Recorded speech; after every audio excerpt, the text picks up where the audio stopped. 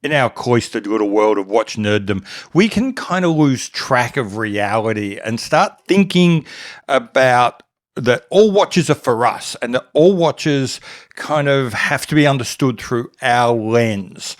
And I had a little time away from like the social media side of watches. I spent a bit of that time talking to normies about their watches. And what I want to talk about today are 6 differences between insiders and outsiders, watch geeks, watch nerds, and normal people. After the intro, let's get into it.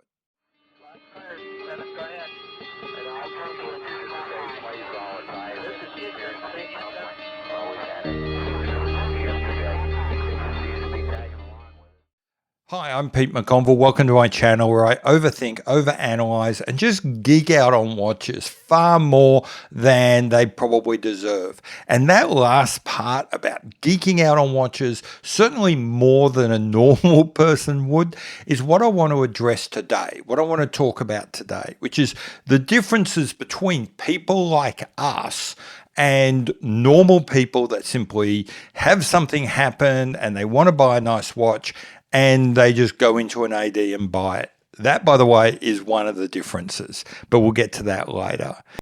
Okay, so thing number 1, the difference between the people like us that live and breathe watches and normal people is we are the minority. We are a tiny proportion of the number of people that actually buy watches.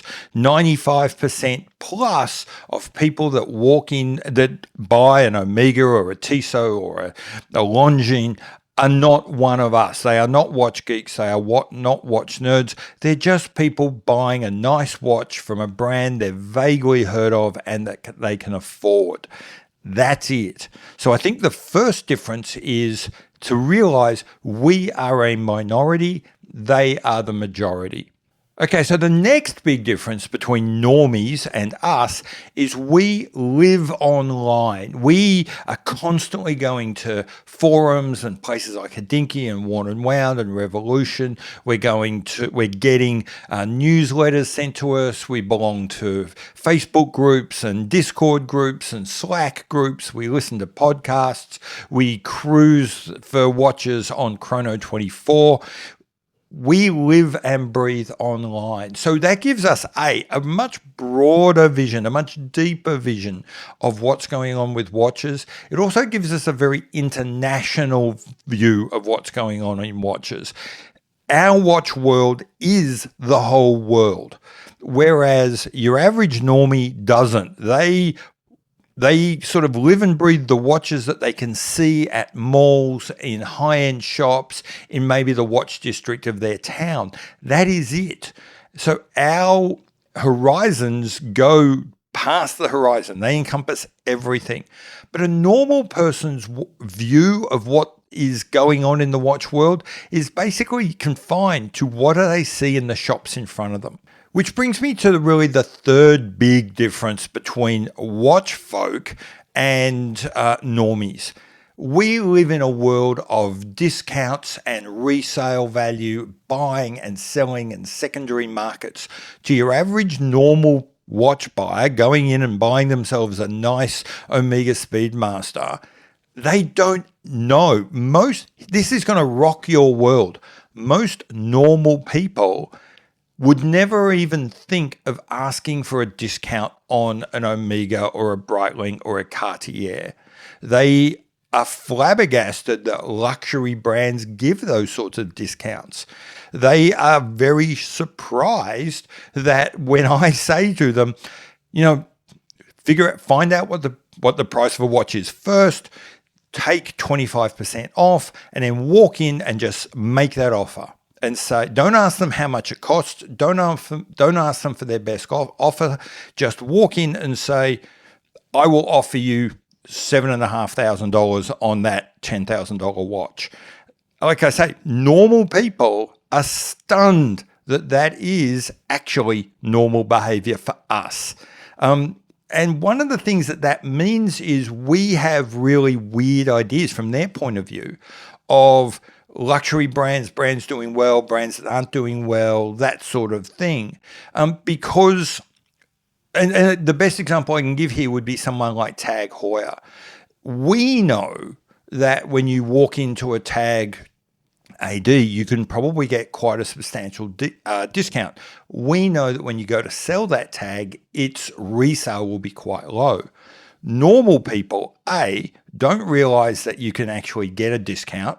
All they see is two watches that are $10,000 and assume they are the same, not knowing, like we do, one might actually be a $10,000 watch and one might actually be a $7,000 watch. And B, it never even occurs to them that one day they might want to sell this watch and that watches have different resale values.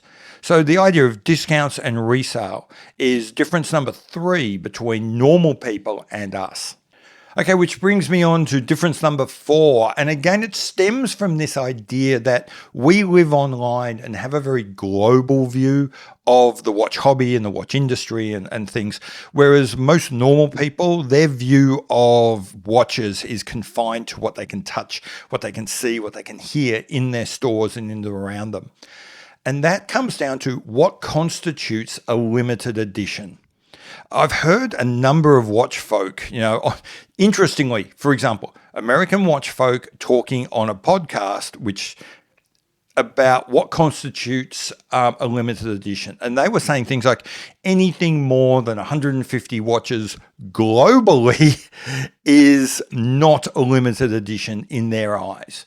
And I can see that point. I can see in a world where you live and breathe online and you're expecting to get things and sent from around the world to you, and your vision of what's available is a global one from what you're seeing on Instagram and things like that. But for a normal person, a limited edition is really anything where the AD near you might have one or two, and that's all they're going to get. That is a perfectly reasonable idea of a limited edition to them.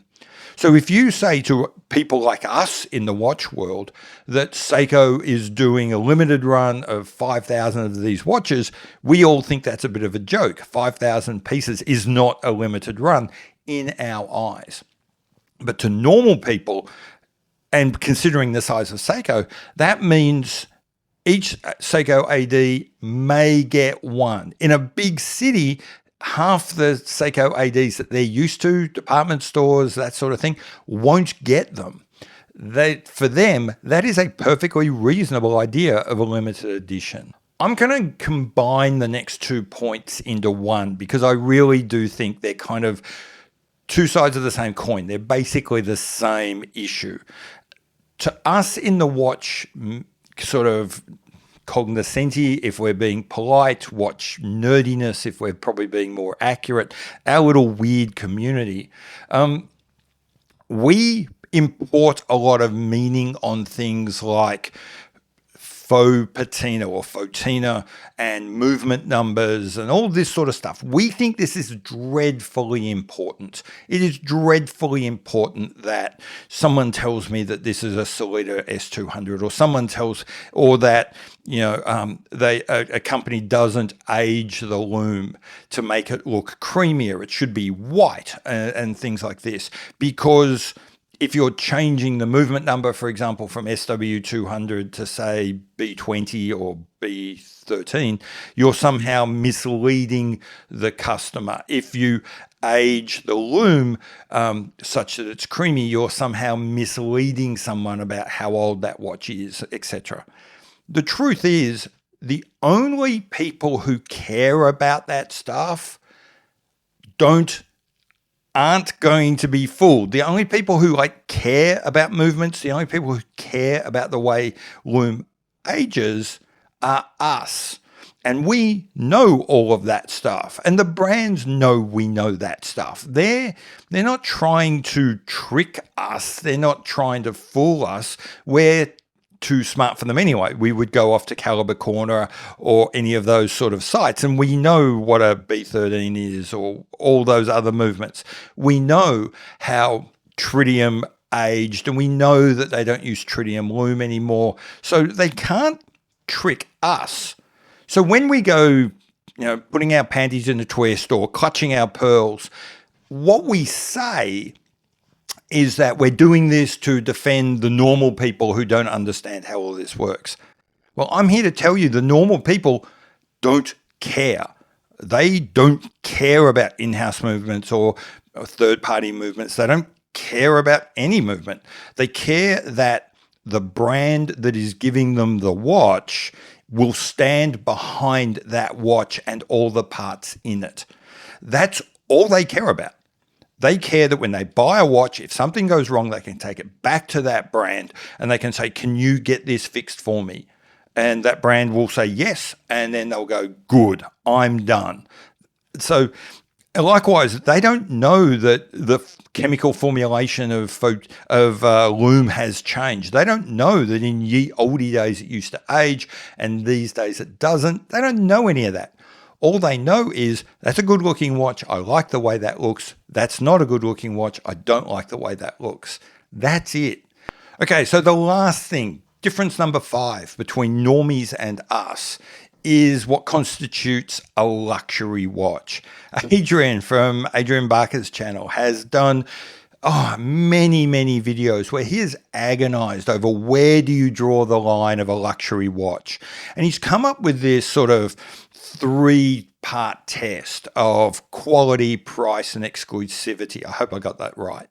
And sort of saying it's got to be good, it's got to cost a certain amount, and it's got to be hard to get and have exclusivity. And in there, he's come out that Rolex sits kind of on the line of a luxury watch.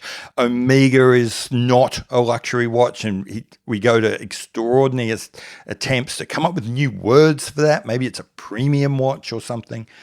And yeah, that's where we draw the line. And a lot of people kind of agree with that line. His formulation of what is luxury is not uncommon. There are many websites, many marketing websites, branding websites that use those same criteria, availability, cost, quality, as the kind of test of whether you're a luxury good or not. And a lot of them talk about watches and use that test and say, for example, a Michael Kors watch is not a luxury watch, but a Longines or a Tag clearly is. Note what happened. In our perverse, weird, twisted little world, we have somehow found a way to say that a $10,000 watch, a watch that costs literally 100 times what a watch would need to cost to do a perfectly good job, is not a luxury watch. We are unique in that. All the marketers, all the advertisers, all the people that work outside of our industry, but for whom that is a profession, they would say anytime you're spending thousands of dollars on a product where most people would be aghast at the idea of spending more than 100 is a luxury product. So anyway, that's it. They're the 5 big differences I see between normal people and us in the watch community. What do you think? Do you think I've overplayed some, underplayed some? Do you think there are some other differences? Let me know in the comments below and we will see each other later. Bye.